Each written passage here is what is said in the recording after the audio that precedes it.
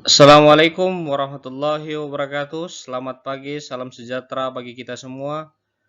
Perkenalkan, kami dari kelompok 6 akan mempresentasikan hasil kerja kelompok kami berkaitan tentang otonomi dan desentralisasi pemerintahan daerah. Sebelumnya, kami dari kelompok 6 yang beranggotakan diantaranya yang pertama Muhammad Fadil Asyuri, Arif Wahyudinani saya sendiri, Yoga Putra Novantolomi, Farah Khairunisa, dan Niken Putri Hasanah. Selanjutnya akan disampaikan oleh rekan saya.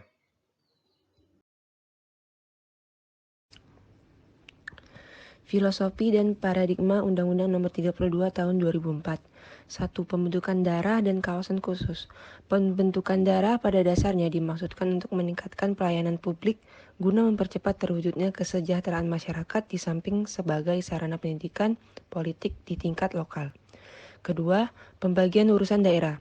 Pembentukan daerah harus mempertimbangkan berbagai faktor seperti kemampuan ekonomi, potensi daerah, luas wilayah, kependudukan, dan pertimbangan dari aspek sosial politik, sosial budaya, pertahanan dan keamanan, serta pertimbangan dan syarat lain yang memungkinkan daerah itu dapat menyelenggarakan dan mewujudkan tujuan dibentuknya daerah dan diberikannya otonomi daerah.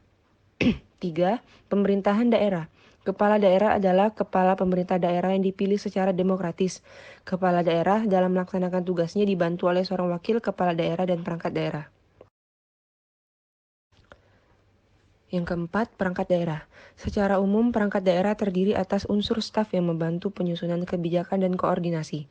Diwadahi dalam lembaga sekretariat, unsur pendukung tugas kepala daerah dalam penyusunan dan pelaksanaan kebijakan daerah yang bersifat spesifik, diwadahi dalam lembaga teknis daerah, serta unsur pelaksana urusan daerah yang diwadahi dalam lembaga dinas daerah.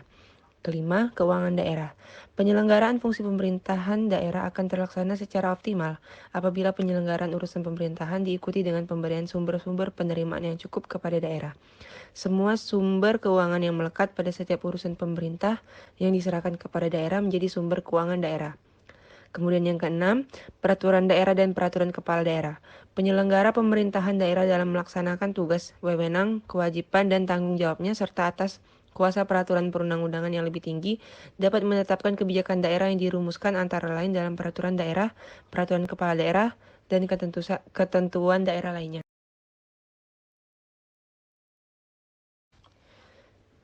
Yang ketujuh, kepegawaian daerah. Kepegawaian daerah adalah suatu sistem dan prosedur yang diatur dalam peraturan perundang-undangan sekurang-kurangnya meliputi perencanaan, persyaratan, pengangkatan, penempatan, pendidikan dan pelatihan, pengajian, pemberhentian, pensiun, pembinaan, kedudukan, hak, kewajiban, tanggung jawab, larangan, sanksi, dan perhargaan merupakan subsistem dari sistem kepegawaian secara nasional.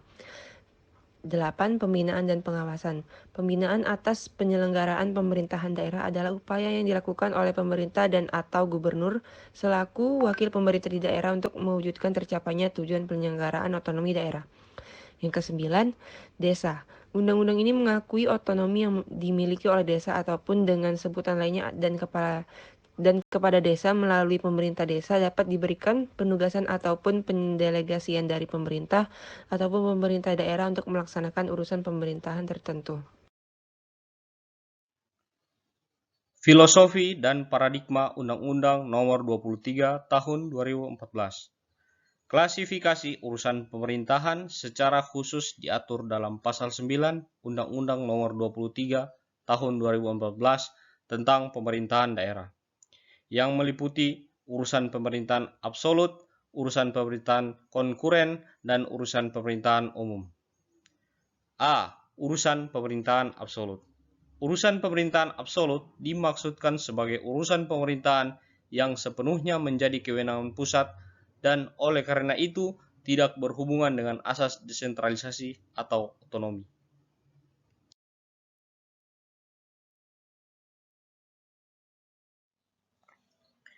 B. Urusan pemerintahan konkuren. Urusan pemerintahan konkuren dimaksudkan sebagai urusan pemerintahan yang dibagi antara pemerintahan pusat dan pemerintah daerah, yaitu provinsi dan kabupaten atau kota. C. Urusan pemerintahan umum. Pemerintah pusat juga diberikan kewenangan dalam urusan pemerintahan umum yang diatur dalam pasal 25 ayat 1.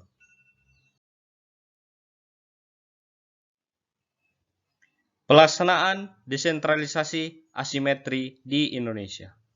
Pelaksanaan desentralisasi di Indonesia sebenarnya bukan menjadi sesuatu yang baru.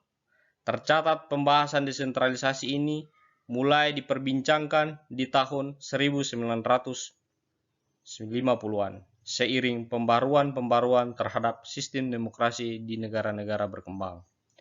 Agenda besar pelaksanaan desentralisasi termasuk di Indonesia adalah sebagai upaya penguatan peran pemerintah dalam menyelenggarakan negara melalui pendayagunaan pemerintah lokal.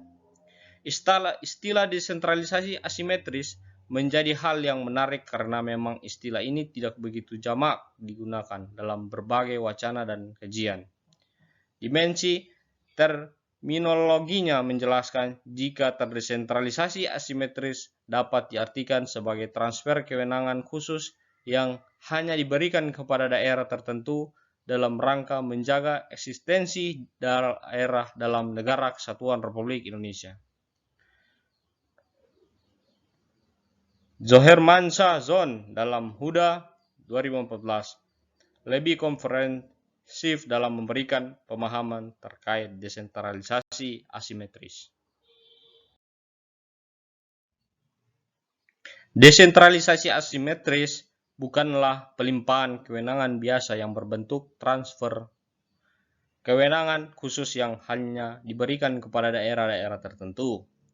Secara empirik merupakan strategi komprehensif pemerintahan pusat guna merangkul kembali daerah-daerah yang hendak memisahkan diri dari pengakuan Ibu Pertiwi. Dia mencoba mengakomodasi tuntutan dan identitas lokal ke dalam sistem pemerintah lokal yang khas.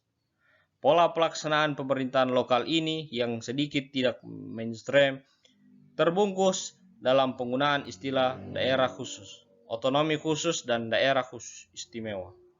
Istilah tersebut yang jamak digunakan, desentralisasi asimetris, muncul sebagai solusi atas kenyataan bahwa penerapan desentralisasi di masing-masing daerah ternyata tidak dapat dilaksanakan secara merata di seluruh provinsi di Indonesia.